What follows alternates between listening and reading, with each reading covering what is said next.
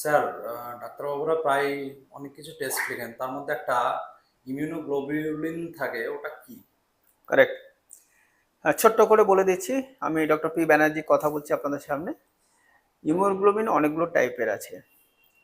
তার মধ্যে বেশি যেগুলো আমাদের লাগে বা অনেক সময় পেশেন্টদের কাছেও লিখে দেওয়া হয়, তারা ভাবে এগুলো কি ভাবছে, তারা ভাবে বেশিরভাগ ক্ষেত্রে আইজিজি একটা দেখবেন প্রায়ই লেখা হয়, সেটা ক্রনিক ইনফেকশন বা ব্লাডের কোনো ইনফেকশন বা কোনো টিস্যু থেকে নিয়ে এটা করা হয়।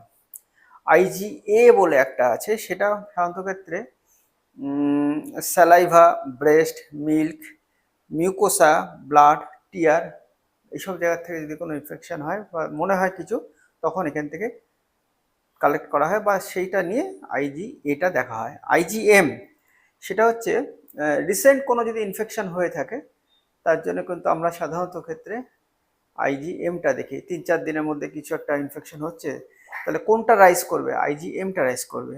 কিন্তু আইজিজিটা যেটা আগে বললাম, সেটা কিন্তু একটু পরে রাইজ করে। এছাড়া আইজিডি বলে একটা আছে, আইজিডি সেটা লিম্ফোসাইটের সারফেসে থাকে, সেটা খুব একটা আমাদের কম লাগে।